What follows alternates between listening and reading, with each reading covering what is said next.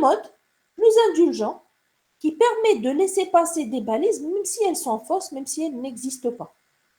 D'accord? Pour faire basculer d'un mode à l'autre, qu'est-ce qu'il faut? Il faut définir le doctype. Quand vous définissez le doctype, ici, de quel langage vous êtes en train de parler, et par conséquent, ça lui permet de faire les vérifications nécessaires. D'accord? مدام Oui. تقدري تعاودي واش درتي سي بوبلي شغل مع الاول حنا ما نعم. فهمش شويه تقدري تعاودي باك واش درتي مع الاول باش نقدر نتبع معاك ابي بري D'accord. ميرسي On n'a pas fait grand-chose. هذا وين بدينا. Alors voilà où je fais la structure, tu as un document HTML de base, simple. Il commence par la présentation du type de document, la version. C'est cette partie-là, doctype HTML. Et il est en train de dire au navigateur, on travaille avec la version 5 du langage HTML. Et quand vous lui dites telle version, qu'est-ce qu'il comprend? Il comprend qu'il y a des balises qui sont autorisées dans cette version. Et donc, il va pouvoir faire des vérifications sur votre document. Cette partie doctype n'est pas obligatoire. Si vous ne la mettez pas, ça va fonctionner. Mais le mode de fonctionnement est différent. Le navigateur a deux modes.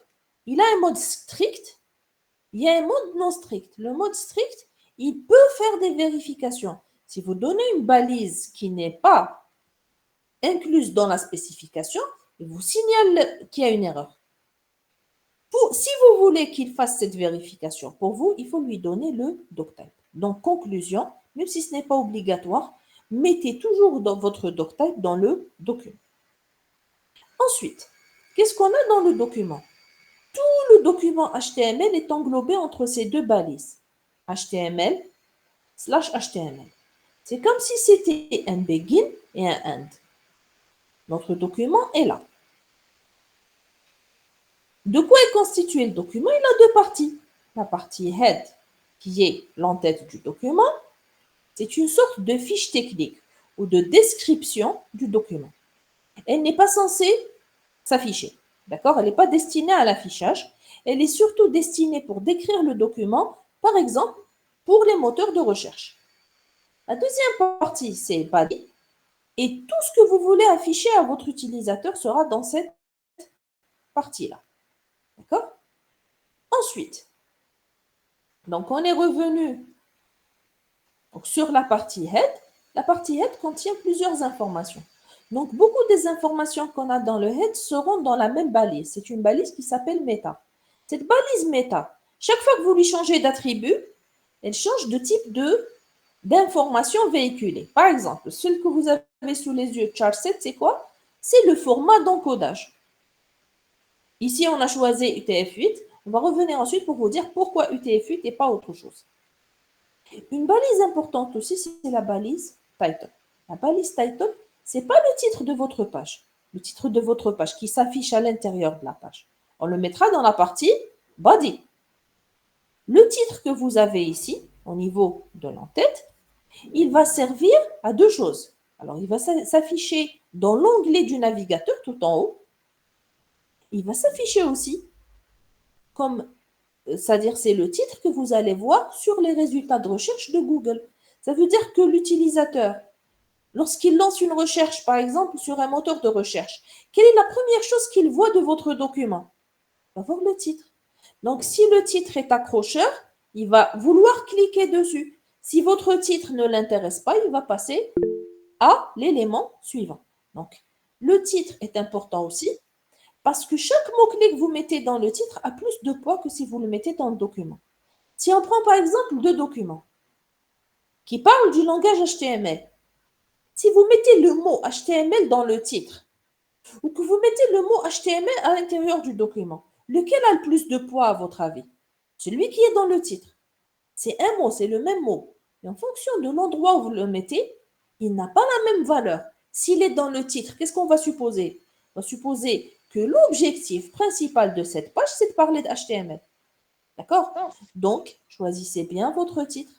Il faut deux choses. Il faut qu'il y ait des informations, donc des mots-clés qui indiquent le contenu de votre page. Et il faut aussi que votre titre soit accrocheur. Donc, il doit attirer l'utilisateur humain et être suffisamment clair pour un robot d'indexation. Donc, le doctype, on en a parlé. L'élément racine HTML peut avoir des attributs. Donc, je vous ai dit, les éléments peuvent disposer d'attributs. Les attributs, c'est quoi? Ce sont des informations supplémentaires. Chaque type d'élément a des attributs qui sont propres à lui. Donc, pour l'élément HTML, quels sont les attributs qu'il peut avoir? Il peut avoir lang pour language, qui va spécifier la langue utilisée. Alors, la langue utilisée ici, ce sera des codages. Donc, par exemple, le français, c'est FR, l'anglais, c'est EN, etc. Il est utile, par exemple, pour les moteurs de recherche.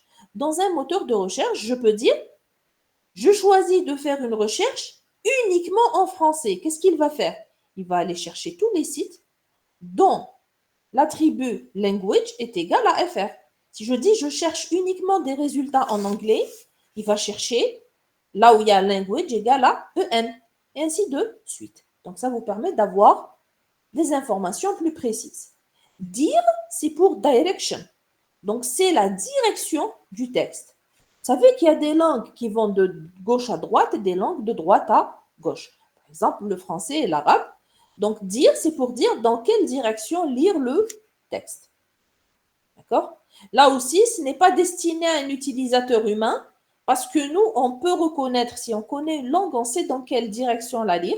Mais si c'est un robot d'indexation, ça lui permet de savoir dans quel sens lire le contenu.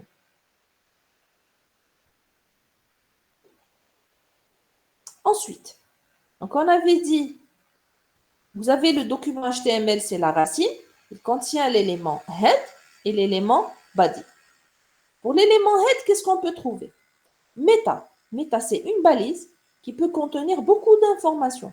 Elle peut contenir le format d'encodage, elle peut contenir l'auteur du document, une description du document, un ensemble de mots-clés, le copyright s'il est disponible, ainsi de suite. Qu'est-ce qu'on peut trouver aussi dans le head? Le title, on en a parlé. Et on peut trouver aussi style. Alors la balise style, elle sert à quoi? Elle sert à inclure des styles. Dans quel langage on écrit ces styles? On les écrit en CSS. Donc la balise, c'est une balise HTML, mais le contenu qui est à l'intérieur sera du code CSS. On a aussi la possibilité d'inclure des scripts avec la balise script. D'accord? Donc ici, ce n'est pas script, c'est script. Madame, Oui.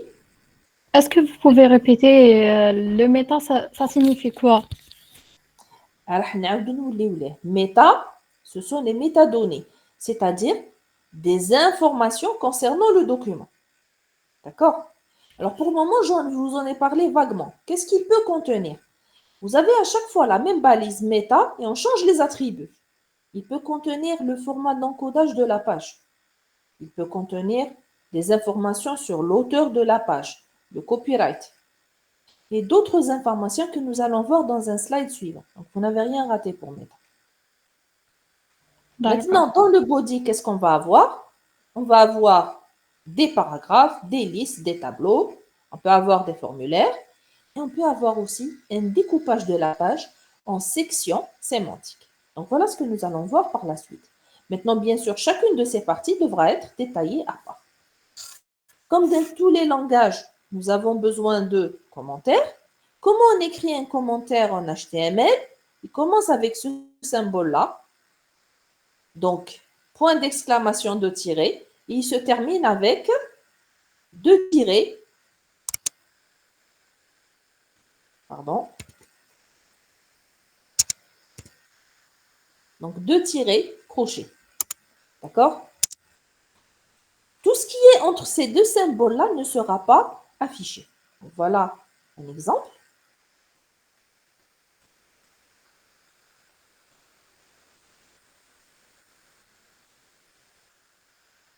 Ceci, par exemple, est un commentaire en HTML. Regardez, point d'exclamation, deux tirets, ensuite deux tirets crochets. Tout ce que vous mettrez ici ne s'affichera pas. Alors, s'il ne s'affiche pas à l'utilisateur, on peut se dire à quoi il sert. Eh bien, comme dans tous les langages de programmation, les commentaires servent à documenter notre code. Donc, ça sert à expliquer ce qu'on est en train de faire. Par exemple, si vous faites un TP qui est destiné à être remis à l'enseignant, par exemple, ou bien si vous avez un projet que vous devez remettre, pour documenter les différentes parties, vous mettrez des commentaires.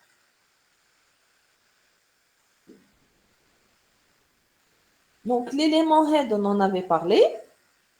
Maintenant, quels sont les éléments qu'on peut retrouver dans le head? Nous avons la balise title, donc le titre du document, la balise meta, donc la balise style pour inclure des feuilles de style, enfin, pas des feuilles de style, des styles, la balise script pour des scripts embarqués dans le document. Il y a une balise qui s'appelle base, c'est une base d'adressage par défaut qu'on n'utilisera pas souvent, d'accord? La base d'adressage, c'est quoi? C'est à partir de quelle adresse on commence à adresser notre site. Par défaut, on fait l'adressage relatif, c'est-à-dire par rapport à la page en cours. On va revenir ensuite à l'adressage. Nous avons une balise link qui permet de relier notre document à des ressources externes. Par exemple, lorsque j'écris mon document HTML et que j'ai une feuille de style CSS, comment faire le lien entre les deux? Comment dire au navigateur que ce document HTML est relié à cette page CSS? Pour faire le lien entre les deux, nous allons le faire en utilisant cette balise-là, la balise link. D'accord? Donc, cette balise link, donc, quels sont les attributs qui sont utiles pour cette balise? Donc, nous avons rel, donc c'est pour relation, c'est le nom de la relation, c'est-à-dire quelle est la nature de la relation. Type, c'est le type du contenu du fichier. Et href, c'est l'adresse du fichier que je veux relier. Par exemple, si je veux relier une feuille de style, qu'est-ce que je vais mettre? Je vais mettre relation égale style sheet, c'est-à-dire c'est une feuille de style, et je mettrai directement l'élément href, c'est-à-dire je vais mettre l'URL de ma feuille de style. Madame, Maintenant, معليش revenons تعاودي برك هاد dernier point. lequel? C'est link. Dernier point تاع les documents. D'accord. Donc, pour l'élément link, qu'est-ce que j'ai? Un ou deux attributs. Relation, donc rel hada c'est relation, il va donner le nom d'une relation à établir avec un fichier. Alors, cette balise, elle sert à quoi? J'ai le document HTML. Il est relié à certaines pages externes. À quoi il peut être relié? Il peut être relié, par exemple, à une feuille de style. Comment je vais dire au navigateur que ce document HTML est relié à cette feuille de style? J'utilise cette balise. Donc, je vais mettre link. Relation, on nous dit c'est le nom de la relation. Si la relation est une relation de style, qu'est-ce que je vais mettre? Relation égale style sheet. Bien sûr, on va y revenir quand on va faire CSS. Mais relation égale style sheet, qu'est-ce que ça veut dire? La relation entre ce document et notre page, c'est que ce document constitue une feuille de style. Ensuite, je vais utiliser href. Href, c'est toujours une adresse. Il contient l'adresse de notre fichier CSS.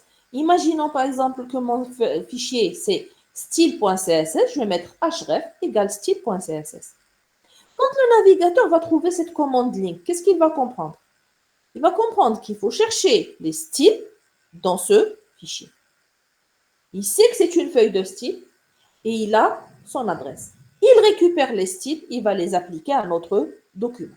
Est-ce que c'est clair? C'est bon? Oui, au le type هذاك. Le type HADA, c'est pour le type du contenu du fichier. Par exemple, si on est en CSS, on peut mettre type égal à texte CSS. Mais il n'est plus indispensable depuis un certain temps. Pourquoi? Parce qu'il y a des langages par défaut. Par exemple, le CSS, c'est le langage par défaut pour les styles. Et donc, si vous travaillez en CSS, vous n'êtes pas obligé de le dire. Pour lui, dès qu'il voit style sheet, par défaut pour lui, c'est quoi? C'est du CSS. Dès qu'il voit, par exemple, un script, quel est le script par défaut pour lui? C'est JavaScript. Si c'est différent de ça, là, vous le précisez. Pour ces D'accord, merci. éléments-là, c'est là le comportement par défaut, donc il n'en a pas besoin. C'est bon? Madame, Vous allez voir qu'on ne va Ça pas va. mettre type et ça va fonctionner. Parce que c'est les valeurs par défaut. madame, Oui. ما فهمتش الديفيرونس بين relation و type. يبانوا لي كيف. Chauffe. Relation, c'est la nature de la relation. Par exemple, si c'est une feuille de style, relation égale style sheet. Style sheet veut dire feuille de style. Le type, c'est le type qu'a le document. Par exemple, pour le CSS, on mettra texte / CSS. Qu'est-ce que ça veut dire? C'est un format textuel. Et l'extension, c'est CSS. Alors ça, on le mettait dans les anciennes versions. Pour la version HTML5, par défaut, dès que vous lui dites ça c'est une feuille de style, il utilise CSS. Donc, à quoi ça sert de lui ajouter le type? Le type est devenu optionnel. التروازيام نحطوا فيها اللين ديريكت. يعطيك الصحة. C'est-à-dire, n'utilisez l'oul ou troisième. Le premier, c'est pour lui dire, voici donc la nature du document, donc un style sheet, je fais le style. Et le dernier, il lui dit où le trouver. Son adresse. Ou l'adressage, l'adressage, nous allons voir qu'il y a une façon de faire pour utiliser l'adressage. Donc l'adressage, on va le voir ensuite avec les liens de navigation. D'accord? Oui. Donc là, je vais passer à l'élément méta. Donc l'élément méta dont on avait parlé. Alors, l'élément méta, on a dit en fonction de la valeur. Alors, voilà quelle est sa syntaxe. C'est toujours méta. Ensuite, vous avez des couples, name, content. C'est-à-dire, c'est une balise. Mais à chaque fois que vous changez le name, vous changez l'information qui est véhiculée. Voici les différentes valeurs possibles. Par exemple, si je mets meta name égale author, je suis en train de décrire l'auteur. Name égale description, je vais mettre une description du document. Je vous ai dit la description du document, vous allez la trouver sous le titre, par exemple au niveau des résultats de recherche sur le moteur de recherche. Vous avez par exemple name égale keywords. Elle vous permet d'introduire un ensemble de mots-clés. Alors, autrefois, Google, par exemple, utilisait les mots-clés pour indexer les pages. Les développeurs ayant utilisé ces mots de passe de manière abusive, c'est-à-dire ils ont mis des mots de passe pour améliorer, c'est-à-dire ils ont un petit peu triché avec les mots de passe, alors pour améliorer leur visibilité sur le moteur de recherche. Alors le moteur de recherche maintenant ne se fie plus aux mots de passe donnés par l'utilisateur. Il va vérifier le contenu de votre document et c'est en fonction du contenu qu'il va déduire les mots-clés concernés par votre document. Donc, on continue à mettre keywords, mais il n'a plus la même importance qu'avant. Pourquoi? Parce que le moteur de recherche maintenant, il cherche surtout à l'intérieur de la page quels sont les éléments concernés. Qu'est-ce qu'on peut avoir aussi dans Meta? On peut avoir Meta charset. Si vous mettez charset, c'est le format d'encodage que vous allez utiliser. D'accord? Alors, par défaut, si vous ne mettez pas la balise Meta, le traitement par défaut, c'est quoi? C'est l'ASCII. Alors, en ASCII, tous les caractères accentués et beaucoup de caractères spéciaux ne sont pas supportés. C'est pour ça que quand vous allez sur certains sites, des fois, les caractères accentués posent problème à l'affichage. Donc, pour régler ça, on va voir ensuite qu'on va utiliser le format UTF-8. Donc, voici un petit peu ce qu'on peut trouver dans la balise. Madame, Oui. Madame, vous pouvez répéter le point, une femme touche très bien. Alors, la balise méta, c'est une balise. Donc, c'est une seule balise, mais qui a plusieurs fonctionnalités. Si vous mettez name égale quelque chose, vous donnez un type d'information différent. Par exemple, si je mets name égale author, qu'est-ce que je vais avoir? Le nom de l'auteur. Name égale description, c'est la description du document. C'est une seule balise. Mais dès que je change le name, la fonctionnalité de la balise va changer. Name égale à keywords, c'est pour des mots-clés. D'accord? Et donc, c'est une balise qui a plusieurs utilités. Quelle est l'autre utilité de name, par exemple de meta aussi? C'est charset. char7 va permettre de définir le format d'encodage pour votre page. D'accord? Alors, pour le format d'encodage, donc on va utiliser pour la suite, on va utiliser UTF-8. D'accord? Donc, UTF-8 permet de coder l'ensemble des caractères du répertoire universel de caractères codés. D'accord? Il est utilisé par la majorité écrasante des sites, et ce depuis une bonne période déjà. D'accord? Donc, il y a déjà une dizaine ou une quinzaine d'années que l'UTF-8 est largement utilisé. Donc, vous avez un maximum de compatibilité si vous utilisez ce format. Donc, on avait dit on peut intégrer des scripts dans notre page en utilisant la balise script. Alors, si vous utilisez la balise, la balise script et que vous voulez accéder à un fichier externe, qu'est-ce que vous allez ajouter dans la balise script? Vous allez lui ajouter l'attribut SRC. Après le SRC, qu'est-ce que vous allez donner? Vous allez donner directement l'URL. Et là aussi, dès que vous mettez la balise script, il n'a besoin ni de type ni de rien du tout. Pour lui, quand vous mettez script, quel est le langage de script par défaut? C'est JavaScript. Donc, systématiquement, quand vous mettez script sans rien mettre à côté, pour lui, c'est du JavaScript.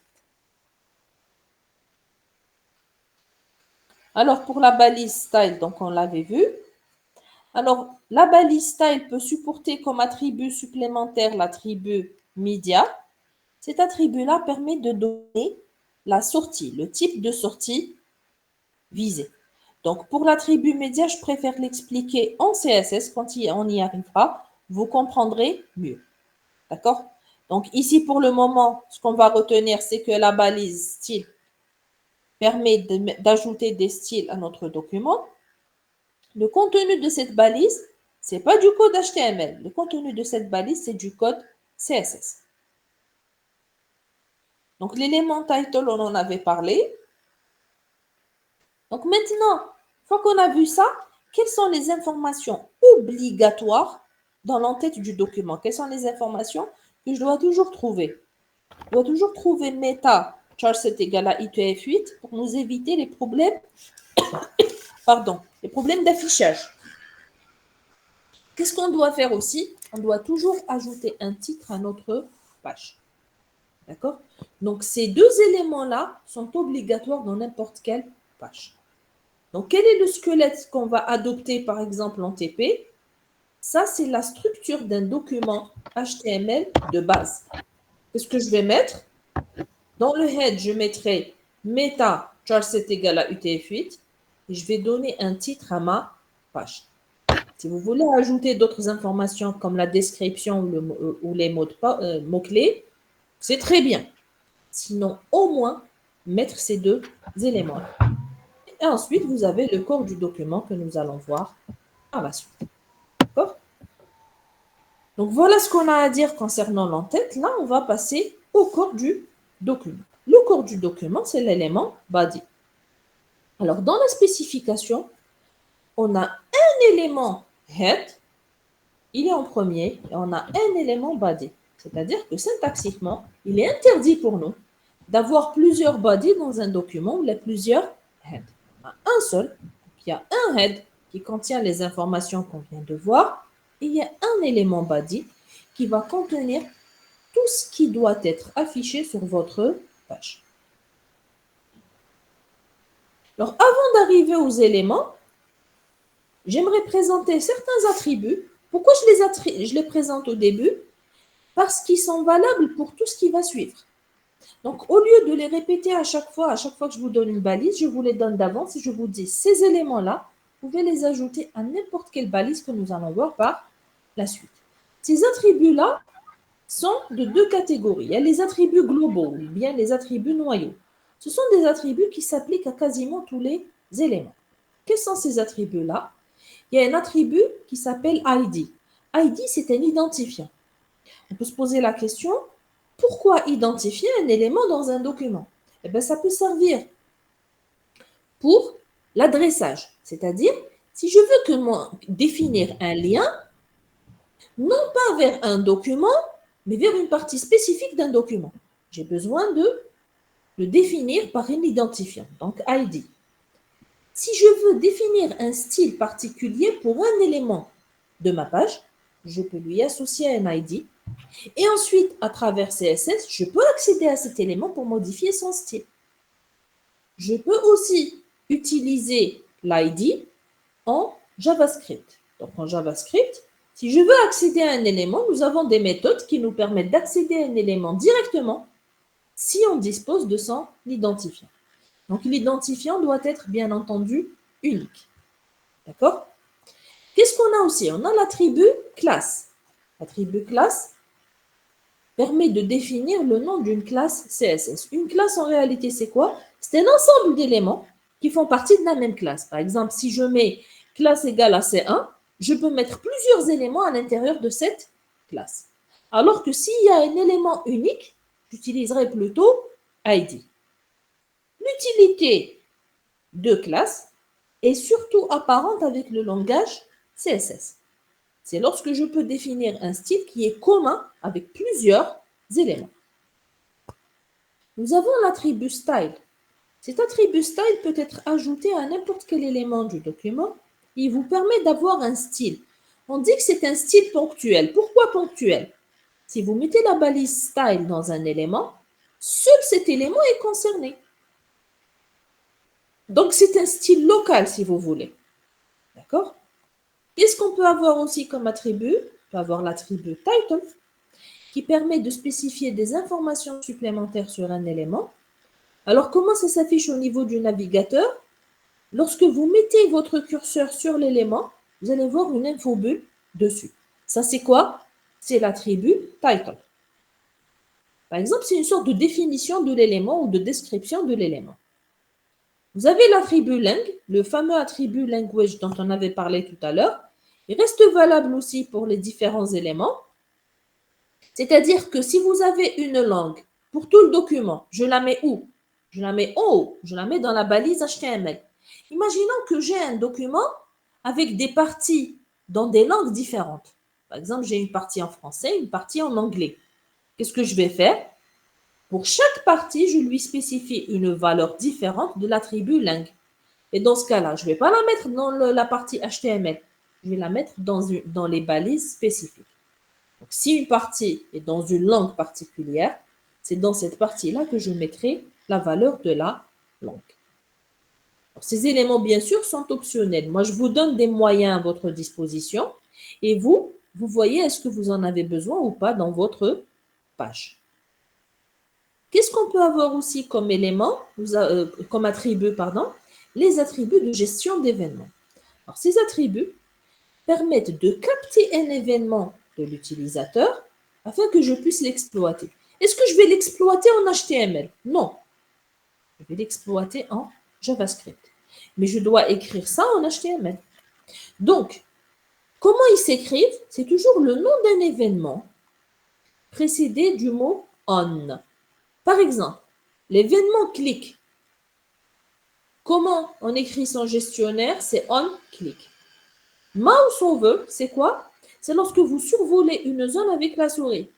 Ça, c'est l'événement. Le gestionnaire, c'est quoi? On, mouse over. Donc, c'est on et un événement. Donc, vous pouvez le mettre dans n'importe quel élément affiché sur votre document, mais le contenu ensuite, donc je mettrai onClick égale, ensuite je vais devoir donner une fonction. Est-ce que cette fonction, je l'écris en HTML? Non. C'est là que s'arrête HTML. La suite devra se faire avec JavaScript. Les attributs que je viens de présenter sont valables pour n'importe quel élément qui va suivre par la suite. On va présenter les éléments HTML les plus utilisés. La première chose à savoir, c'est que les sauts de ligne en HTML sont ignorés par le navigateur. C'est-à-dire, vous faites un saut de ligne. Comme on a l'habitude de faire avec entrée, ça ne marche pas. Il va les interpréter comment? Il va les interpréter comme de simples espaces. Donc, si je veux avoir un retour à la ligne, je dois utiliser une balise particulière. Cette balise s'appelle BR. Et c'est une balise vide. C'est-à-dire, je n'ai pas BR fin BR ou la BR/BR. J'ai BR tout court. On appelle ça une balise vide. quand vous mettez BR, il saute une ligne. Donc, si j'ai besoin de sauter 2 lignes, je vais mettre quoi? BR, BR. D'accord? Quel est l'autre moyen que j'ai pour sauter une ligne, pardon? J'ai l'utilisation des paragraphes. Alors, un paragraphe, c'est quoi? C'est une partie de texte qui va être séparée de ce qu'il y a avant et de ce qui vient après. D'accord? Donc, là, ce n'est pas un élément vide. Donc, je vais ouvrir le paragraphe en mettant P. Je signale, ça, c'est le début du paragraphe. Je mets mon contenu. Quand je termine, je mets la fin du paragraphe. La balise fermante, c'est toujours le même mot-clé précédé d'un slash. Donc, si la balise s'appelle P, la balise fermante, c'est quoi? Slash P. Troisième moyen de sauter une ligne, c'est la balise HR. HR, elle permet d'avoir un saut de ligne, mais elle permet en même temps d'afficher une ligne horizontale. D'accord? Donc, retour à la ligne, plus ligne horizontale.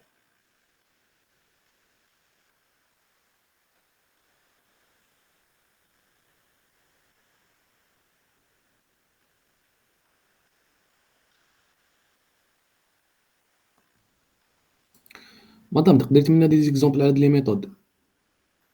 راهو جاي l'exemple. ما تصبر زوج دقائق يجي l'exemple. Alors voilà. Ici, par exemple, j'ai un paragraphe. D'accord? Donc, il commence ici, P. À chaque fois, il se termine avec quoi? Avec slash P. Qu'est-ce qu'il va faire? Il va le séparer de ce qui précède et de ce qui suit. Ici, regardez, j'ai une phrase, saut de ligne. Qu'est-ce que j'ai fait? Ici, comment j'ai fait les sauts? Je les faisais fait avec entrée, comme on a l'habitude de travailler sur un éditeur de texte. Regardez comment je l'ai écrite. Elle est sur 3 lignes. Vous allez voir que quand je vais vous montrer sur le navigateur, tout ça va s'afficher sur une seule ligne. Donc, quand vous appuyez sur Entrée, pour lui, ça ne veut pas dire revenir à la ligne. Si vous voulez qu'il revienne à la ligne, vous mettrez la balise BR. On va faire le test ensemble pour voir. Et le troisième élément, c'est le trait de séparation HR. Vous allez voir qu'avec HR, il revient à la ligne et en plus, il va tracer un trait. Donc, on exécute. Alors, c'est la dernière partie. Regardez ici. Paragraphe 1, il a écrit, il est revenu à la ligne, il a laissé un espace. Ensuite, paragraphe 2, pareil, il a rempli, il est revenu à la ligne, il a laissé un espace. Regardez pour la partie où j'avais mis saut de ligne. Saut de ligne, je l'avais mis sur combien de lignes? Sur 3 lignes.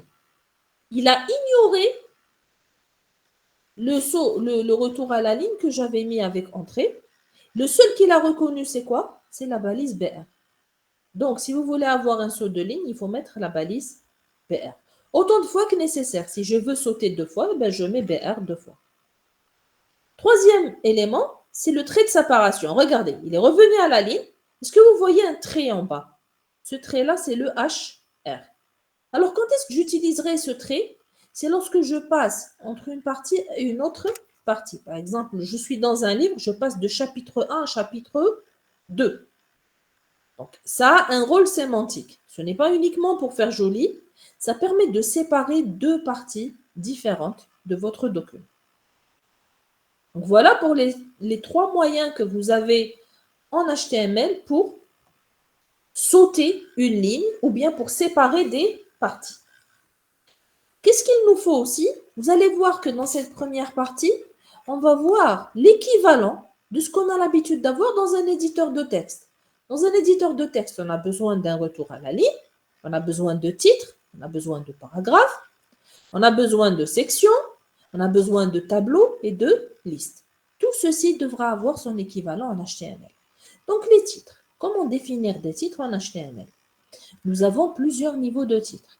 Alors les titres, ce sont tous des éléments H. Et ensuite, en fonction de la valeur de l'index que vous avez à côté, vous allez avoir le niveau du titre. H1, c'est le plus grand titre. En général, on va le réserver au titre principal de la page. H2 sera plus petit. Ensuite, H3, etc. jusqu'à H6. Donc, nous avons 6 niveaux de titres. Le plus grand sera H1, le plus petit sera H6. Mais ce n'est pas uniquement pour faire joli. H1 aussi, c'est le plus important. H6 sera le moins important. Pourquoi je parle d'importance? Le robot d'indexation, quand il va lire votre page, s'il trouve un mot dans un titre H1, il aura plus de poids que s'il le trouve dans un titre H6. D'accord? Donc, ils ont une forte valeur sémantique. Autre chose, s'il trouve un mot dans le titre, il a plus d'importance que s'il le trouve dans le texte. Donc, si vous avez une partie du document qui parle d'un thème particulier, arrangez-vous pour que ce mot-clé-là apparaisse dans le titre. Si j'ai une partie qui parle spécialement de HTML, je vais appeler cette partie le langage HTML, de telle sorte à ce que le mot HTML soit dans le titre. Quand vous mettez un mot dans le titre, il a une forte valeur sémantique. C'est comme si c'était un coefficient élevé. C'est comme les modules. Si vous mettez le même mot dans un titre ou dans un texte, le titre a un coefficient plus élevé, une importance plus élevée. مدام نعم. j'ai une question. مدام إذا حطينا H2 un Oui, titre H2 ومن بعد هذيك كبرنا الحجم تاع لو تكست لو روبو يفرق بينه وبين ال H1. bien sûr. Parce que le robot ما يشوفش بعينيه, il va lire le contenu, le texte. اوكي C'est l'être humain qui va voir l'affichage. مدام من بعد لي يقرا شغل الحجم تاع التكست. ما داير في بالك يافيشيه ويقراه. نو ماشي شغل يقرا زعما عنده H1 داير في بالو حاط موجيسي عنده حجم باغ اكزومبل 5 بيكسل بعد كيديروا H2 ما 3 يخدمش بيكسل بلي بيكسل كتكبرها. لا. هو pour lui واش يدير يشوف H1 c'est le titre le plus important. Peu importe اوكي la taille اللي تافيشا بها. اوكي مدام ما يروحش يشوف la feuille de style CSS, les styles اللي درتهم له. يشوف le code HTML يكفي. En réalité, le CSS, on le fait pour l'utilisateur humain. L'utilisateur humain, là, l'œil humain sera attiré par le titre le plus gros. Donc, finalement, les deux sont importants. La taille du texte est importante. Et le nom de la balise ou le niveau de la balise est important aussi. Koulish, il est important. Donc, voici un exemple dans lequel vous avez plusieurs titres. Donc, j'ai essayé de prendre tous les titres de H1 jusqu'à H6. Vous allez remarquer aussi que chaque fois qu'il a un titre, il revient à la ligne. Regardez, j'ai mis H1/H1. Je n'ai pas mis BR. Eh bien, il va revenir à la ligne. Donc, il y a des éléments en HTML où le retour à la ligne est automatique.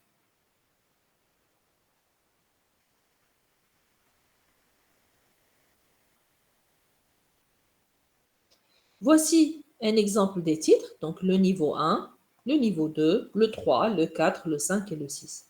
Si vous regardez bien l'affichage, les derniers titres ne sont pas très intéressants. Le plus souvent, on va s'arrêter aux 3 ou 4 premières valeurs parce que les autres niveaux de titres risquent d'embrouiller l'utilisateur. Donc, ne mettez pas trop de niveaux de titres. Réservez de préférence le niveau 1 au titre principal de la page. Les titres à l'intérieur, ce sera 2, 3, éventuellement 4. Mais je conseille toujours de nous arrêter aux 4. Le 5 et le 6 perdent un petit peu de leur valeur et puis l'utilisateur risque de se perdre quand vous avez beaucoup de niveaux de titres. Donc voilà pour les titres et les séparations. Ensuite, viennent les sections sémantiques. Donc, si vous êtes en Word, comment vous allez découper? Par exemple, si vous avez votre projet de fin d'études ou là, vous avez un rapport à déposer, par exemple, à soumettre à l'enseignant. Comment on découpe? On découpe en sections. Donc, grand 1, grand 2, grand 3, etc. C'est la même chose en HTML. Nous allons découper notre document en sections sémantiques. Chacune de ces sections a un rôle et a une fonctionnalité particulière. Je vais m'arrêter dans le cours. Je vais vous présenter un exemple. Et ensuite, à la lumière de cet exemple, on reviendra. D'accord? Donc, je préfère vous expliquer sur un exemple. Peut-être que vous comprendrez mieux ce que je suis en train de dire.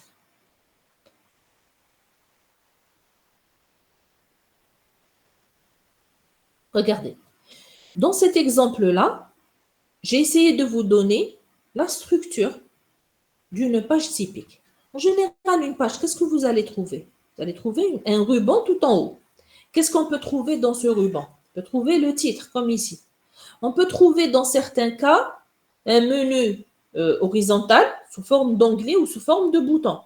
On peut trouver s'il y a des logos de la société, vous les trouverez ici. D'accord? Qu'est-ce qu'on a ensuite? On a un menu de navigation. Le menu de navigation, il sert à quoi? Il sert à naviguer entre les pages, une sorte de plan du site. Soit on le trouve tout à fait en haut avec le header, soit on le trouve comme ça sur la gauche.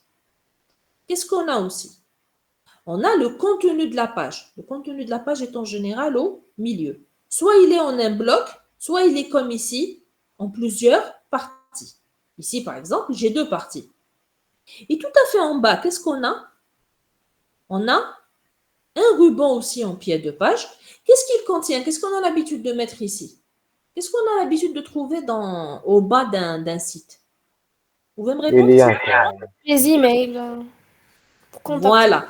Donc, des Numéro. informations de contact. Les liens vers quoi?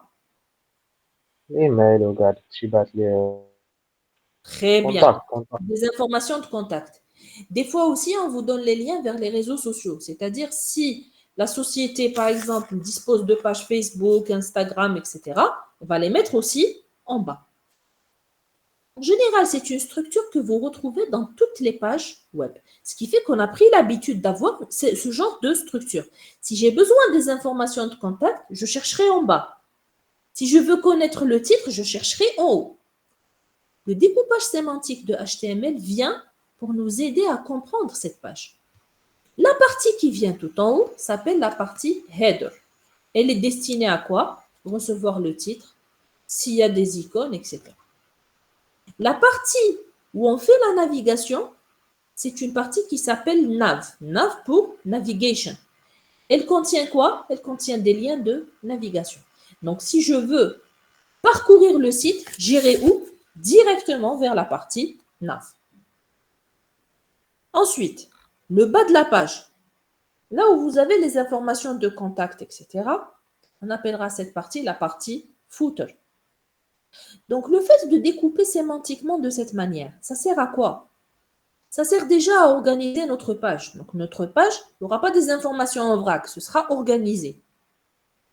Deuxième chose, il sera plus facile de retrouver une information, en particulier avec un outil automatique, c'est-à-dire avec une IA ou bien avec un robot d'indexation d'un moteur de recherche, par exemple le robot d'indexation de Google. Maintenant, cet affichage que vous voyez, ce n'est pas du HTML. C'est le HTML auquel j'ai ajouté, bien sûr, du code CSS. Donc, ces balises sémantiques ne sont pas destinées à l'affichage. L'affichage, c'est la mission de CSS. Pourquoi je vous ai donné cet exemple? C'est pour vous dire que nous sommes habitués à une certaine structure. Et si vous utilisez HTML5, il va vous aider, d'accord, à représenter cette structure. Maintenant, je reviens à mon cours pour expliquer les différentes sections sémantiques que nous avons dans un document. Alors, qu'est-ce qu'on avait vu sur le document? On avait vu, par exemple, qu'on avait la partie nav qui regroupe les liens de navigation. C'est le plan du site. Nous avons quoi aussi? Nous avons header, c'est une section d'introduction. Alors, elle vient en haut du document. Elle peut contenir le titre, le logo, des fois des informations de navigation, parce que des fois, vous avez le menu qui est en haut, il est horizontal.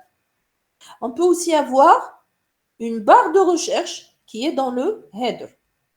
Nous avons la balise footer. Footer, c'est le pied de page. Qu'est-ce que vous allez y trouver? Des informations de contact et des liens vers des pages externes, réseaux sociaux, les informations de copyright éventuellement, tout ça dans le footer. Entre le header et le footer, vous avez votre page. Dans chaque page, vous avez une partie importante et qui est propre à cette page. On la trouve où en général? On la trouve au milieu. Si je veux savoir quel est le contenu de cette page, ce n'est pas dans le header ni dans le footer que je vais le chercher. Je vais le chercher à l'intérieur de la page. Cette partie qui est au milieu s'appelle la partie main. C'est le contenu principal d'un document. Donc, le contenu de l'élément main doit être unique et avoir un contenu qui n'est pas répété. C'est-à-dire, c'est le contenu propre de votre page. Ce main-là, donc le contenu de la page, comment je vais le structurer? Lui aussi, je vais le découper. Si les parties sont liées, par exemple, comme les chapitres d'un livre, ou bien comme les chapitres d'un cours. Dans un cours, le chapitre 2 dépend du chapitre 1, le chapitre 3 du chapitre 2, etc. S'ils sont liés, la balise utilisée, c'est la balise section. Donc, quand vous voyez plusieurs balises section, qu'est-ce que ça veut dire? Je découpe le document en sections qui portent sur la même thématique, qui se suivent, qui dépendent les unes des autres. Nous avons des fois une structure où les éléments sont indépendants, c'est-à-dire je peux lire une partie et je peux la comprendre. L'exemple typique, c'est quoi? C'est un article dans un journal. Si vous ouvrez le journal, vous n'êtes pas obligé de lire toutes les pages du journal dans l'ordre ou tous les articles dans l'ordre pour comprendre. Si un article m'intéresse, je peux le lire tout seul. Ça veut dire que les éléments ne sont pas interdépendants. Dans ce cas-là, quelle est la balise que je vais utiliser? Si je devais utiliser cette configuration, c'est la balise article. Donc, article, c'est un article, c'est-à-dire c'est un élément qui est autonome. Vous pouvez le lire tout seul, sans avoir à dépendre du reste. Des fois, nous avons des informations complémentaires. Par exemple, un terme a été employé dans le document et on vous donne son explication. Où est-ce que vous allez trouver cette information? Vous allez la trouver en général sur le côté. Donc, côté droit, on appelle ça la balise aside. C'est une section dont le contenu est facultatif, séparé du reste. Le plus souvent, ce sont des informations complémentaires. D'accord? Donc, si on revient à l'exemple de tout à l'heure, le main dont je vous avais parlé, c'est quoi? C'est ce qu'il y a là au milieu. Ici, j'ai découpé le main en deux parties. Ces deux parties, bon, moi j'ai supposé, parce que c'est du faux texte, j'ai supposé que les deux parties étaient liées. Dans ce cas-là, je vais les mettre dans une balise section. Si les parties sont indépendantes, je les mets dans une balise article. L'information que vous avez sur la droite, c'est une information complémentaire. Une définition d'un mot, une ressource externe. Dans ce cas-là, qu'est-ce qu'on va mettre? On va mettre la balise aside. Donc, je peux comprendre le document rien qu'en voyant les balises. Je sais où est le titre, je sais où sont les liens de navigation, qu'est-ce qui est important, qu'est-ce qui est facultatif, uniquement en regardant votre code HTML. D'accord? Donc, pour mon document, donc voici les balises ensuite que j'ai utilisées. J'ai utilisé donc la balise header. À l'intérieur, vous avez votre titre. C'est le titre principal. Donc, c'est en général un H1. Ensuite, la navigation, nav, le main, que j'ai découpé en deux sections. Section, section. Donc, deux sections. Une section contient du texte. Le texte, je l'ai mis dans des paragraphes. Ensuite, après le main, j'avais un contenu complémentaire ou un contenu annexe que j'ai mis dans une balise aside. Tout à fait à la fin, qu'est-ce qu'on met? On met footer. Ici, bon, je n'ai pas rempli. Normalement, le footer, je suis censé mettre les informations de contact. Comme c'est un exemple vide, je n'ai pas mis d'informations. Une dernière remarque. Alors, l'élément header n'est pas propre au document. Je peux avoir un header pour le document.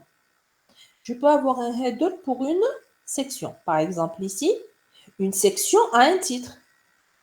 Le titre de la section, je l'ai mis où? Dans un header. Quelle est la différence? Ce header-là, le premier, c'est le header de toute la page. En général, c'est un titre de niveau H1. C'est le plus important. C'est le plus grand de la page. Et celui-là, c'est une sorte de sous-titre. C'est le titre de la section. Mais c'est toujours la même balise header.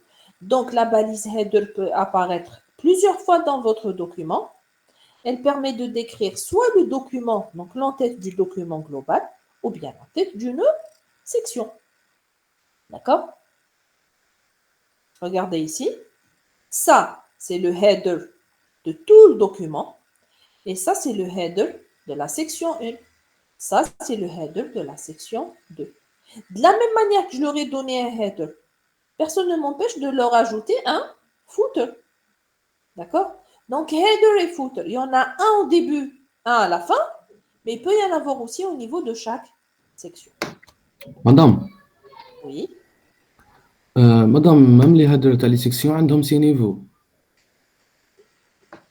شوف تهضر على لي تيتر ولا الهيدر باسكو الهيدر ما عنده حتى علاقه مع لي نيفو سي توجور لا ميم باليز شوف هذا سي لو تيتر برينسيبال سي هيدر تاع لا سيكسيون مدام سي شوفي هيدر هذيك الاش 1 علاش كتبها؟ هذه سي لو تيتر هنا اللي كاين بليزيور نيفو دونك وي هنا مدام نورمالمون جوستومون ليكزومبل تاعي سيمانتيكمون نورمالمون هذا اش 1 نورمالمون هذا اش 2 بصح هذا سي لو تيتر ماشي الهيدر داكوغ وي Là, مدام normalement, qu'est-ce qu'on va garder? Le H1, comme on va le réserver au titre le plus important. Puisque c'est un titre de niveau 2. Donc, on dit le H2 ou l'un des lots H3. C'est bon? Non مدام Non? Soyez plus clair. Qu'est-ce qui pose problème? Est-ce que c'est le header? Est-ce qu'il y a de la balise header ou est-ce que c'est le titre? مدام شوفي يا اخي في الهدر نديرو ان تيتر نديرو تيتر خلوها لو تيتر عندنا سي نيفو عندنا اسمها سي تيتر هنا راني d'accord معك oui. صح. انا سقسيتك في لا سيكسيون قلت نقدر نستعملوا لا باليز هدر باش نديرو ان اوتر تيتر. هاولي ان اكزومبل راني في سيكسيون استعملت هادر درت ان اوتر تيتر وراي لا كيستيون تاعك اكزاكتوم اوكي زعما اسك هادوك شغل لي تيتر هادوك زعما شاكا عنده سي نيفو ولا شغل لي مع بعضهم زعما كيما درتي انت دوكا درتي هذاك اش 1 هذاك اش 2 ولا يقدر يكون هذاك زعما اش 1 وعنده لتحت حتى الاسيس وهذاك ثاني تاع السيكسيون يكون عنده اش 1 وعنده لا حتى لا الاسيس. صديق نتايا عندك شغل ستون هيرارشي لا لا اه من اش 1 حتى الاش 6 لكاع الدوكيومون هيا اوكي كوم كاين غير هاد لي سي نيفو واش ندير جو لي ريزيرف وي لو مدام بيان تيتر سور. برينسيبال ندير له اش 1 خلاص راني اوتيليزيت اش 1 دونك محطوط كوتي دونك لا بروشين فوا اللي يكون عندي ان تيتر لوجيكمون نحبط دونك ندير اش 2 سي بون سي بون. Donc, il y a les 6 niveaux, le garde document. Comme il vaut mieux mettre utiliser Home Vista, vous allez voir que ça risque d'embrouiller votre document. Oui, madame, merci. Utilisez les 3 ou 4 premiers, ça suffira. Avec la pratique, c'est des choses très faciles. Alors, qu'est-ce que j'ai oublié de présenter? Alors, il reste l'élément H-group. Alors, H-group regroupe un ou plusieurs titres. Des titres de H1 à H6. Où est-ce que vous allez les trouver? Vous allez les trouver par exemple dans les en-têtes de section. Je vous donne un exemple. Si vous êtes sur un chapitre, par exemple, vous avez un grand 1, comme 1.1. Ce sont deux titres qui se suivent. Chaque fois que vous avez 2 ou 3 titres qui se suivent, vous pouvez les mettre dans H-group. Donc H-group, c'est quoi?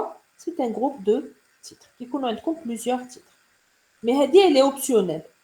Dans tous vos documents, voici les éléments dont vous aurez besoin. Donc, vous aurez besoin donc, des balises sémantiques suivantes. Nous utilisons pour la suite. Header pour l'entête ou le bandeau contenant le titre de la page, le logo, etc. Footer pour le pied de page. Qu'est-ce qu'il contient? Copyright, des logos de liens, informations légales, des liens vers les réseaux sociaux, etc. Ensuite, nav pour la partie de navigation du site. Qu'est-ce qu'elle contient? Un menu et des liens de navigation. Le contenu principal de la page, c'est dans la balise main. Et dans la balise main, vous allez la découper. Soit vous la découpez en sections qui sont liées entre elles. Si les informations sont totalement indépendantes, n'utilisez pas section, utilisez article. Comme on vient de le voir, chaque fois que vous définissez une section ou un article, vous avez le droit de lui définir son header et son footer, comme si c'était un sous-document, si vous voulez. Et si vous avez des informations que vous voulez ajouter en plus pour l'utilisateur, mais en lui disant, ça c'est en plus, c'est des contenus complémentaires, vous allez le mettre dans une balise aside. Donc, uniquement, vous avez besoin uniquement de ces balises pour créer pratiquement n'importe quelle page web. Qu'est-ce qui va vous rester une fois que vous avez structuré les choses de cette manière? Il vous restera ensuite, donc si vous avez du texte, vous allez l'organiser sous forme de paragraphes. Là, vous mettrez des sauts de lignes pour mieux le structurer. Et on risque d'avoir besoin aussi, par exemple, de listes, de tableaux, etc. Mais voilà la structure sémantique d'un document. D'accord? Ça, c'est un petit peu l'affichage typique. C'est un peu ce que je vous avais montré tout à l'heure. Le header en haut, le footer en bas, le main qui prend le milieu, le nav sur la gauche, ou bien en haut, ça dépend des sites, et vous avez le site sur la droite. Qu'est-ce qu'on peut avoir aussi? Nous avons aussi deux conteneurs. On appelle ça des éléments de groupement. Ils permettent de regrouper des éléments, mais ils n'ont pas de sémantique. Quand est-ce que je vais les utiliser? Je vais les utiliser quand je veux, par exemple, ajouter un style à un élément qui n'existe pas. Par exemple, j'ai trois parties. Je vais associer le même style aux trois parties. Mais ces trois parties ne sont pas incluses dans la même balise. Comment je vais faire? Je vais les mettre à l'intérieur d'un élément div. J'ai une phrase. Je veux que cette phrase toute seule, je lui associe un style. Je fais quoi? Je mets cette phrase dans un conteneur span. Donc, le div et le span n'ont aucune valeur sémantique. Ils sont destinés uniquement au style. D'accord?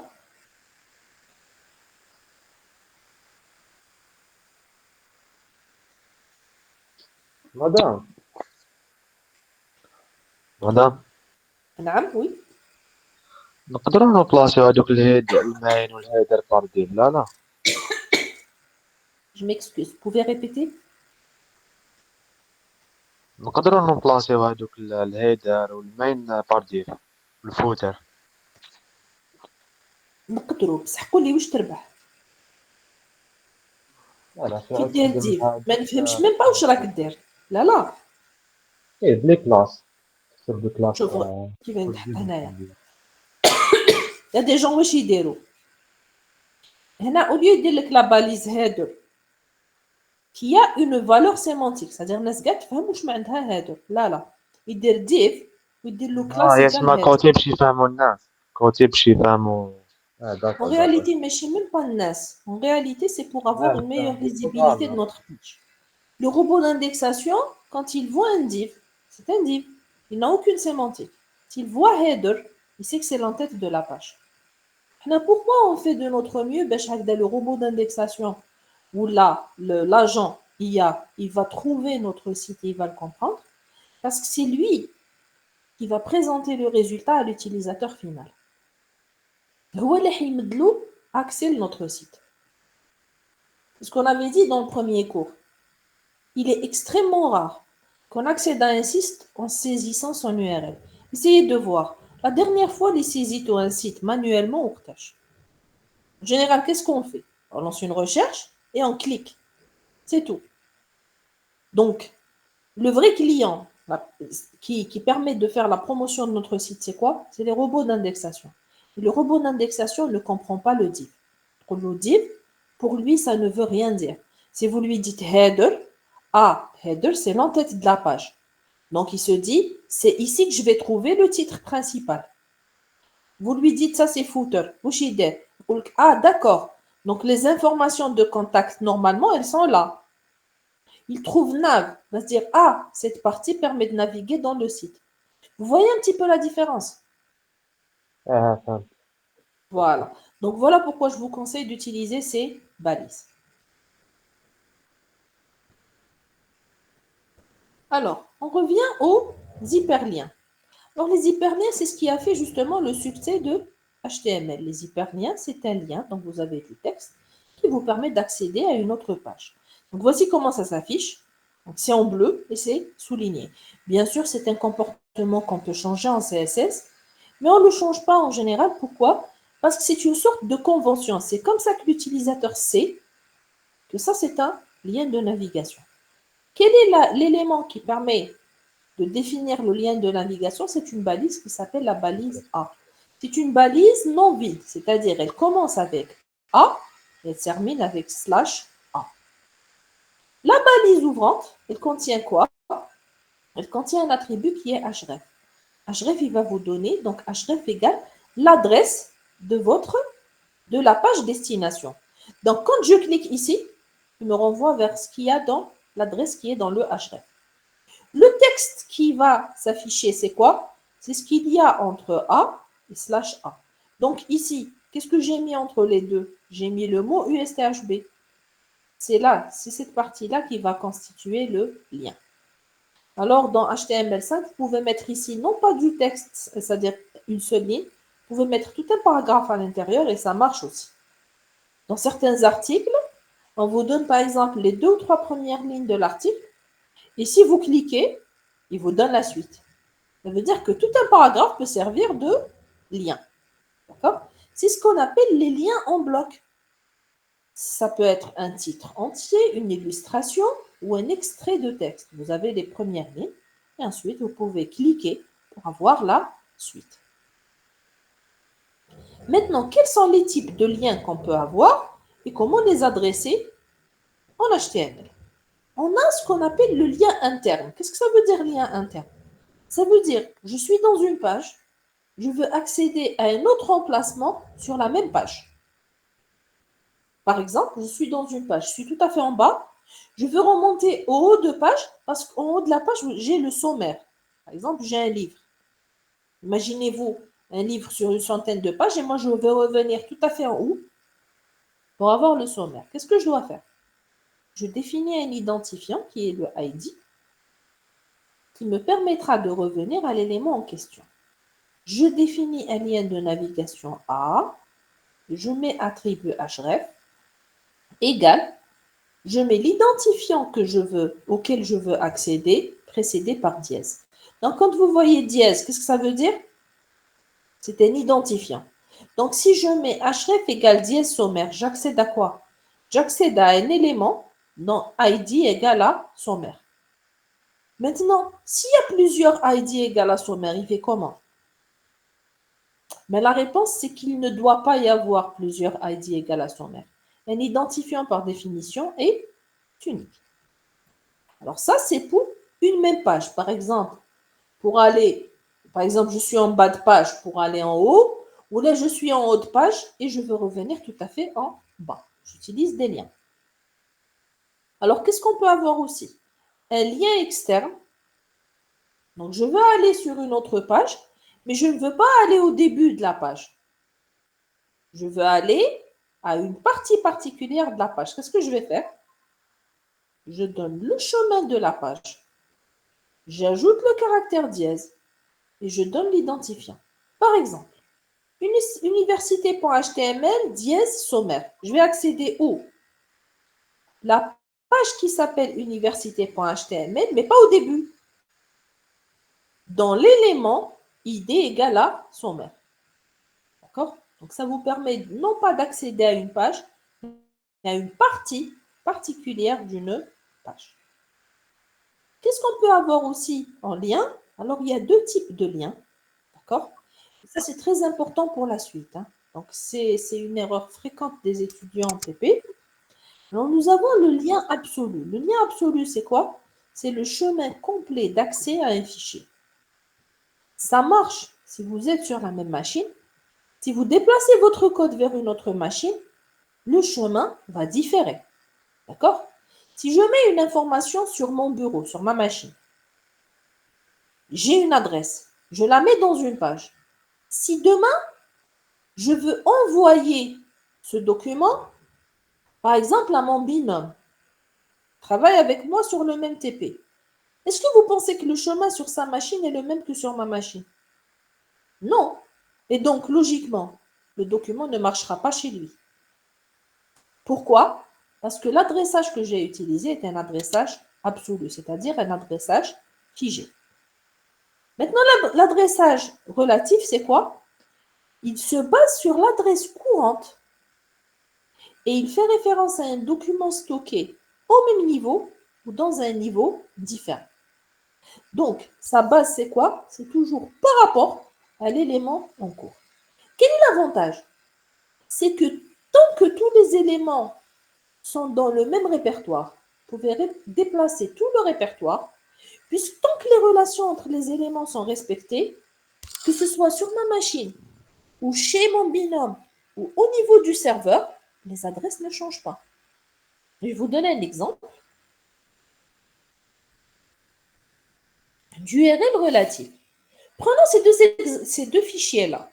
J'ai le fichier index.html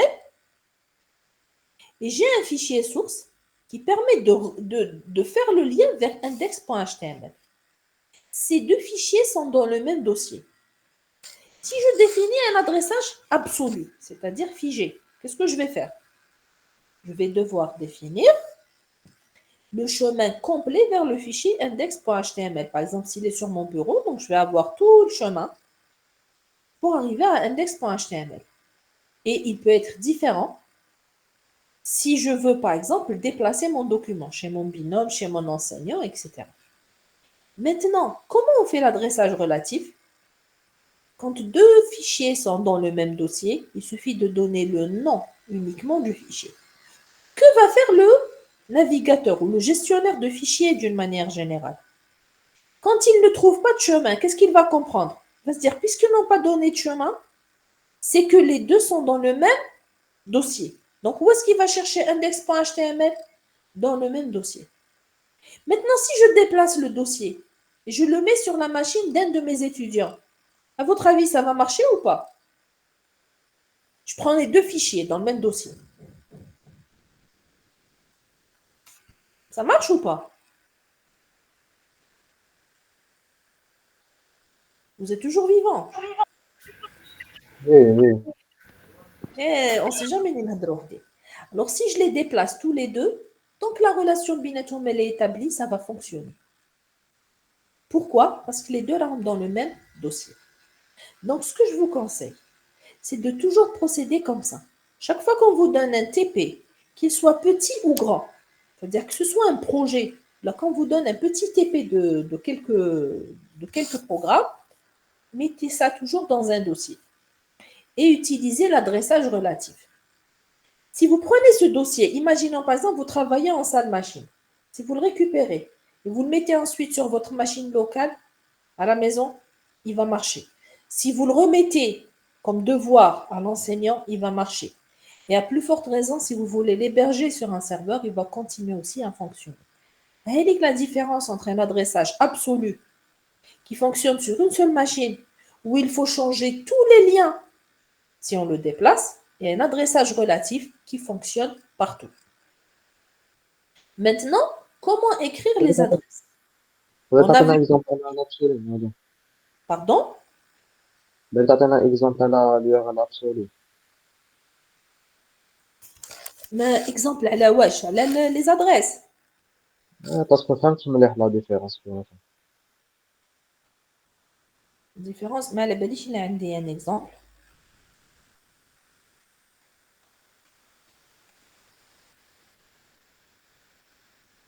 Donc, l'exemple que j'ai là, les adresses, il ne contient pas une adresse absolue.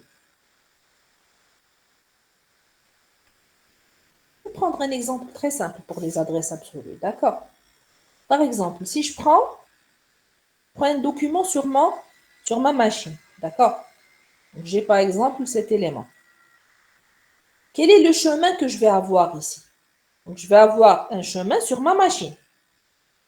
Si je déplace ce fichier, est-ce que son adresse restera la même? Forcément que non. Et donc, si je le déplace, l'adresse dans l'attribut href. S'il cherche le document à la mauvaise adresse, forcément qu'il ne va pas le trouver. Et donc, j'ai un lien de navigation qui fonctionne uniquement sur une seule machine.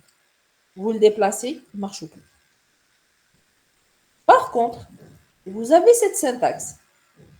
Est-ce que le chemin, est-ce que vous voyez ici le chemin sur le disque? Est-ce que vous voyez quelque chose du genre C, deux points, anti-slash? Il n'y a pas de chemin sur l'ordinateur.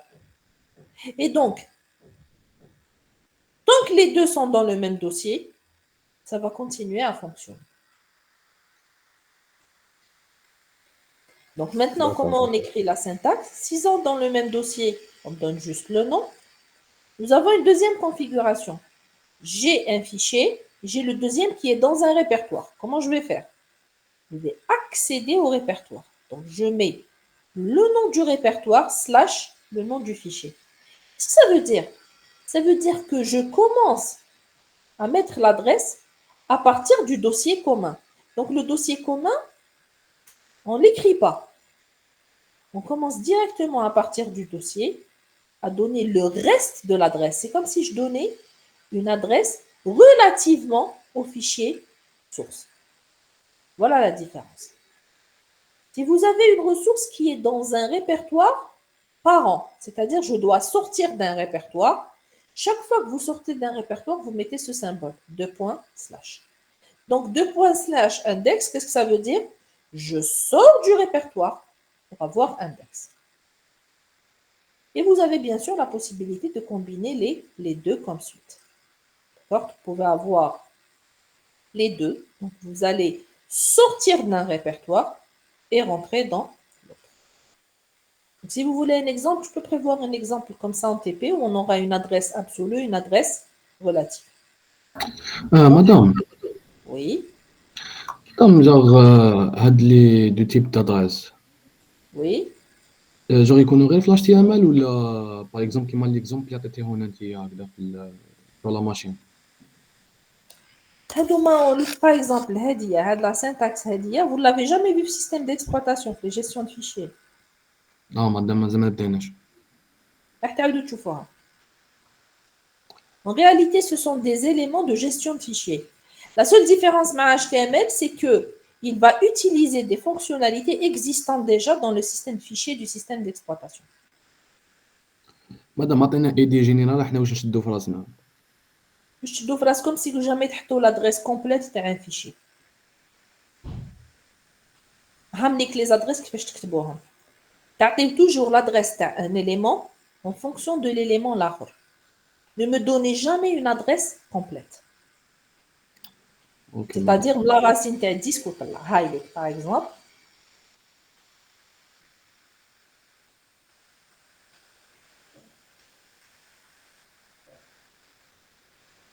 Si je donne ici, par exemple, le fichier, c'est quoi? Si je prends chrome.reg, c'est quoi là le chemin? C'est 2 points anti-slash chrome.reg. Si je déplace ce fichier, est-ce que son adresse va changer? Oui. Et si son adresse change, est-ce que je pourrais y avoir accès? Non. Donc, si je définis une adresse absolue, tant que le fichier ne bouge pas, c'est très bien. Mais là, en général, on travaille sur un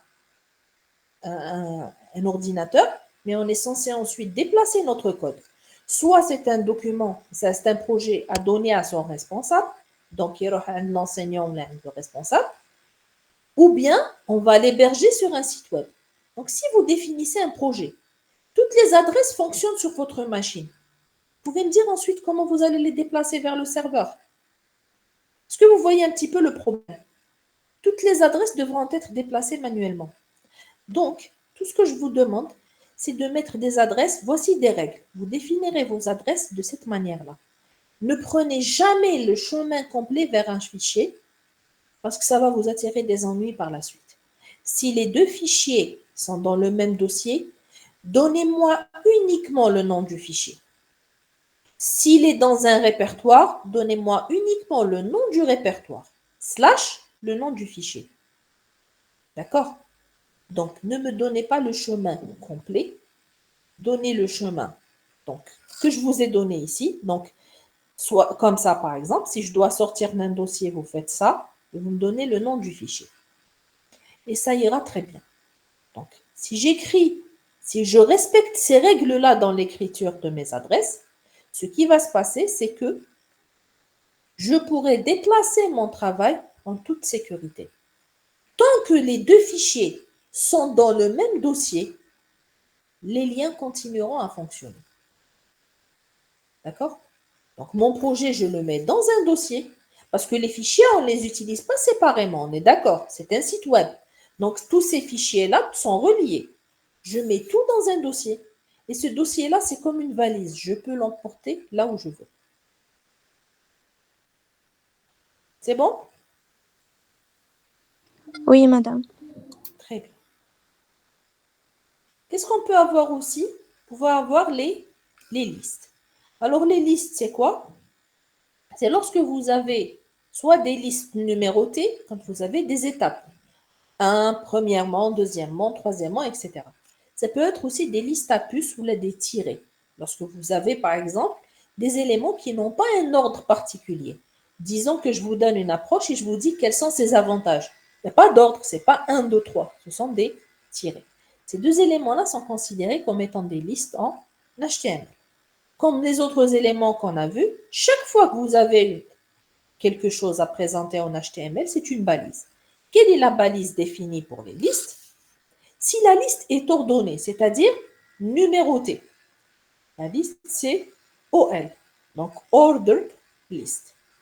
Si la liste est une liste à puces, donc c'est une liste non ordonnée, elle s'appelle UL.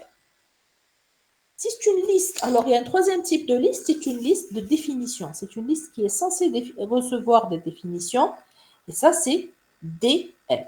Vous avez trois types de listes. Chaque liste a un contenu. Donc, elle commence ici par OL, se termine par /OL. La deuxième, elle commence par UL, mais elle se termine par /UL, et ainsi de suite. Maintenant, ça c'est la liste. À l'intérieur de la liste, il y a plusieurs éléments. Les éléments qui sont à l'intérieur de la liste, c'est un élément LI. Donc, c'est un exemple. Si j'ai une liste OL, qu'est-ce que je vais avoir? OL au début, /OL à la fin. Et à l'intérieur, il y a quoi? Il y a des éléments LI/LI, LI/LI, LI/LI jusqu'à la fin. D'accord? Donc ça, c'est pour les listes simples. Mais, oui, شحال مازال باش يخلص الكود؟ مانيش لا نسمع معليش مليح باردون. قلت شحال شحال مازال باش Oui, يخلص الكود؟ قلت لك لا شحال مازال باش يخلص الكود؟ لا قدام راه نكمل لي ليست برك. Normalement, c'est à 4 heures. زوج ونص 4. داكور داكور C'est 1h30. Donc, je termine juste ça et on arrête. D'accord? ولا عييتوا نحبس؟ كنت ناوية نكمل لي ليست. لا ما ضربنيش، كملي هادو ما خلص. خلاص نكمل هذه وخلاص. C'est ce que j'avais l'intention de faire aussi. Donc, qu'est-ce qu'on a pour les listes? Donc, nous avons soit une liste directement, soit une imbrication. Donc, une liste à l'intérieur d'une liste. Regardez cet exemple. Ici, par exemple, j'ai une liste. Dans cette liste, il y a une sous-liste. D'accord? Donc, ce premier niveau et le deuxième niveau. Comment on l'a défini? J'ai une liste OL. Et à l'intérieur de OL, je vais ouvrir une autre OL. C'est-à-dire que j'ai une liste et à l'intérieur, il y a une sous-liste. Donc, j'ai la possibilité de les imbriquer, les unes à l'intérieur des autres, et je peux les mélanger, c'est-à-dire OL à l'intérieur UL ou la UL à l'intérieur OL, ça ne pose pas de problème. D'accord? Donc, ce qu'il y a à retenir, c'est quoi? Si vous avez une liste numérotée, utilisez OL. Si c'est une liste à puces, utilisez UL. Les éléments de liste sont des éléments LI.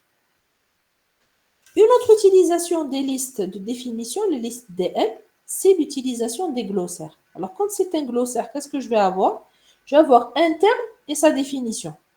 Le terme, c'est une balise DT. Donc, DT, vous avez la définition, /DT. Maintenant, la définition de l'expression, vous allez la voir dans la partie DD. Je ne sais pas si j'ai un exemple. Si j'ai un exemple, ce sera plus facile. Voilà. Si j'ai par exemple ici une définition, donc j'ai le terme 1, définition, terme 2, définition. Par exemple, c'est un mot et je donne la définition de ce mot-là. Comment ça va s'afficher? Ça s'affiche comme ça. Donc, premier terme, sa définition. Deuxième terme, sa définition. D'accord? Donc, j'ai trois types de définition en HTML. La liste OL, c'est une liste numérotée. La liste UL, c'est une liste à puces. La liste DL est une liste de définition. Et la liste de définition a deux utilisations. Soit je l'utilise avec les balises LI, comme tout à l'heure, soit je l'utilise avec les balises DT pour définir un terme, DD pour définir sa définition. Je vais voir si j'ai un exemple concernant les listes.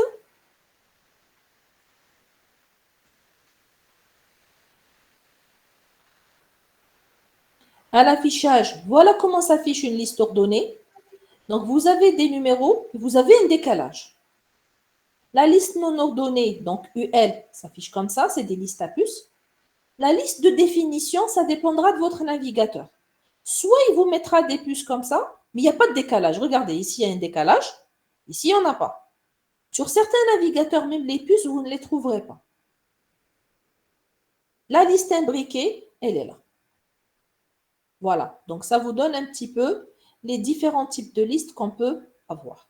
Donc, comme c'est l'heure, donc je ne veux pas être plus long que ça. Est-ce qu'il y a des questions?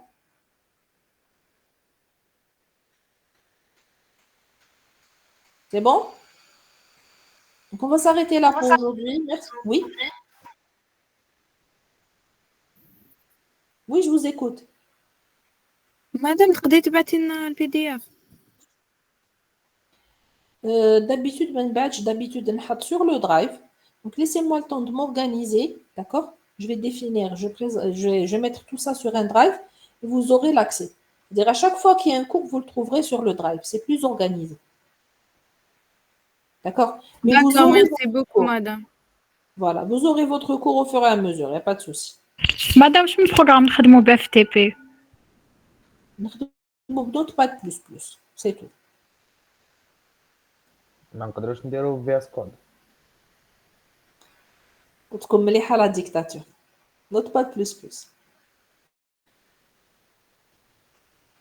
Il vaut mieux travailler avec un outil qui n'offre pas d'aide. D'accord? L'avantage de Notepad++, c'est que c'est une coloration syntaxique et c'est tout. Vous devez connaître vos balises. N'oubliez pas que le test du module est une épreuve écrite. Donc, tout il faut avec un éditeur qui va vous aider. Le jour de l'examen, vous oublierez vos balises. Il vaut mieux تعرفوها. L'examen est écrit. ما تنساوش. Madame, c'était que c'est un. J'en sais rien. هذا وين بدا le semestre. Ma préoccupation de quoi, c'est terminer le programme. Donc, ربي عالم. Mais ce n'est pas toujours un QCM. Des fois, je peux donner aussi du code à compléter. Je peux donner du code avec des choix multiples. Ça dépend. Ce que j'ai l'habitude de dire aux étudiants, c'est que la manière d'évaluer ne regarde pas l'étudiant en réalité. Donc, c'est dans le contenu du cours. Je ne vois pas où est le problème. C'est-à-dire, ce que je vous dis, c'est qu'il n'y aura rien à l'extérieur, c'est-à-dire en dehors de ce qu'on a fait en cours. Mais il ne dépendra pas du TP, il dépendra du cours. D'accord. Il y a beaucoup d'étudiants, ils se basent à le TP. Le TP, en général, est évalué en TP. Vous avez une note de TP basée sur le TP. Mais l'examen n'est pas basé sur le TP, il est basé sur le cours. Voilà. Madame, la note تاع TP تكون عندنا test ولا projet? Normalement, d'habitude, ce que je fais, c'est que je note tous les TP au fur et à mesure. C'est-à-dire, vous aurez une note de TP sur chacun des TP que vous allez faire. La moyenne de ces TP sera votre moyenne de TP. Ça, c'est ce que j'ai l'habitude de faire chaque année. Laissez-nous déjà démarrer les TP et je vous dirai ensuite comment on va procéder. D'accord? Le projet, je préfère là, c'est-à-dire arrêter cette histoire de projet parce qu'il y a beaucoup de cas de fraude. D'accord, madame. Le projet, c'est exclu. Soit STP, soit je note les TP en salle, soit les deux. C'est-à-dire les TP en salle sur 10 et un test sur 10. Je ne sais pas, je n'ai pas encore décidé, mais bien sûr, dès que j'aurai l'information, je la partagerai directement avec vous. C'est bon? Oui, madame. Oui. Donc, merci pour votre attention. On va s'arrêter là pour aujourd'hui. Donc, à la prochaine fois, Inch'Allah. Inch'Allah, merci, madame.